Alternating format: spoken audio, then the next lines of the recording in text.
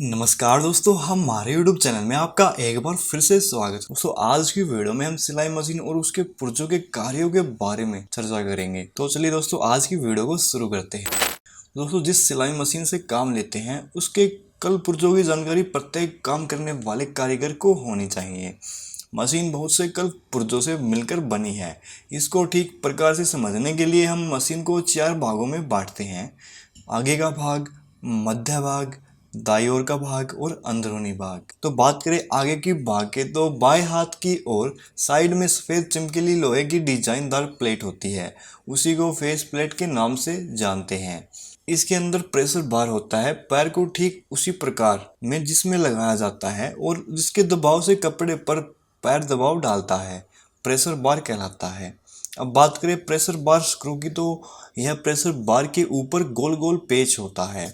कपड़े पर दबाव कम या अधिक डालने के लिए इसे घुमाना पड़ता है।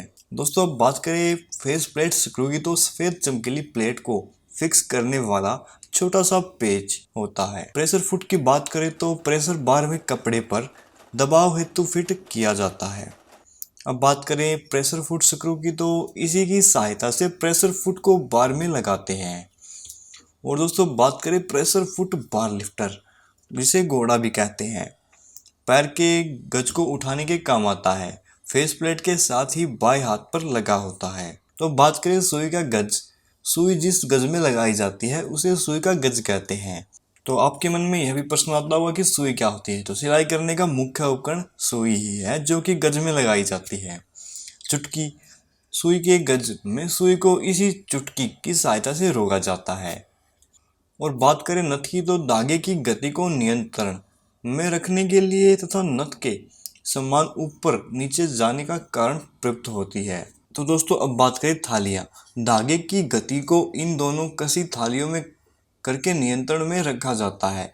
अधिक कसा होने पर धागे से यह कट जाती हैं।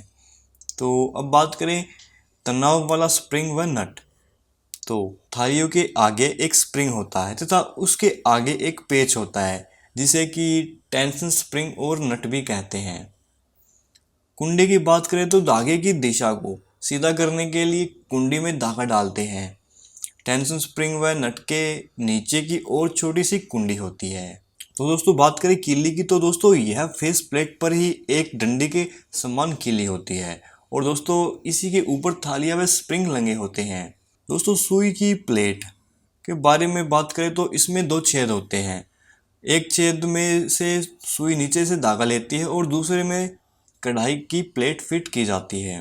तो दोस्तों अब बात करते हैं स्लाइड प्लेट की। तो सुई की प्लेट के बराबर की यह होती है। दोस्तों इसे खिसकाकर नीचे से बोबिन केस लगाना व निकालने का काम करते हैं। तो दोस्तों अब इसके बाद आता है हमारा मध्य भाग। मशीन का मध्य भाग ही बॉडी कहलाता है। मशीन का जो मध्य भाग है उसके अंदर जो हमारा भाग है बोबिन भरने वाला, तो बोबिन बाइंडर भी कहते हैं जिसको, एक छोटी सी नली की तरह होती है जिसके ऊपर बोबिन अर्थात फिरकी चढ़ाकर धागा भरा जाता है। यह नली घूमने से फिरकी में धागा भरा जाता है। दोस्तों बात करें बोबिन रोड की, रबड़, फिरकी भरने वाली रोड को चलाने के लिए एक रबड़ लगी होती है। दोस्तों इस रबड़ के खराब होने की दशा में फिरकी नहीं भरी जा सकती है। दोस्तों बात करें बखिया नियंत्रक, तो बखिया नियंत्रक जितनी बड़ी चाहिए उस स्थान पर करके उसके पेच को कस देते हैं। बॉडी के अगर भाग तथा बोबिन बाइंडर के नीचे की ओर बाई ओर की होती है। दोस्तों बात करें धागे की कलियां, तो धागे की नलकियों को टांगने के लिए मध्य भाग में 2 कीले थोड़े से अंतर पर लगी होती हैं। दोस्तों अब बात करें चेकअप लीवर की, तो यह मशीन की बॉडी की पिछले साइड में एक चक्कर के समान होता है जो लीवर के इर्द गिर्द घूमता है। और दोस्तों अब बात करें मशीन की बॉडी, तो यह ऊपर की बॉडी का मुख्य भाग है जिस पर कि ऊपर बताए गए सारे भाग फिट होते हैं। इसको मशीन का बाजू भी कई लोग कहते हैं।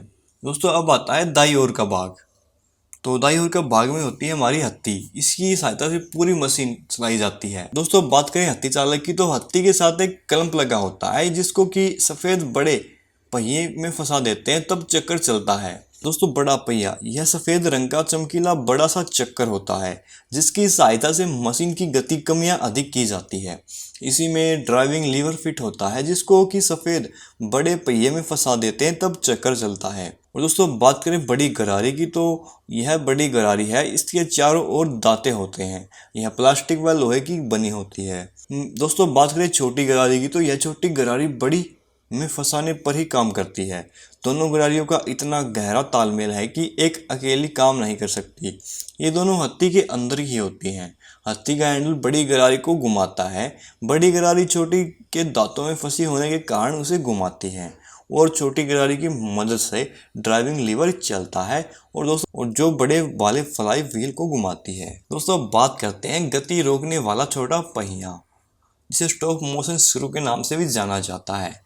फिर की बढ़ते समय इस पहिए को ढीला कर देने से मशीन की गति हैंडल घुमाने पर भी नहीं होती है।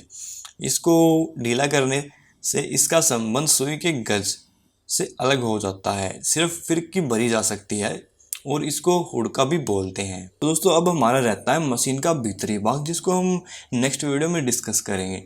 मुझे उम्मीद है कि आपको यह वीडियो पसंद आई। अगर इस वीडियो को लेकर आपके मन में कोई भी सवाल या फिर सुझाव है तो नीचे हमें कमेंट बॉक्स में जरूर बताएं। धन्यवाद।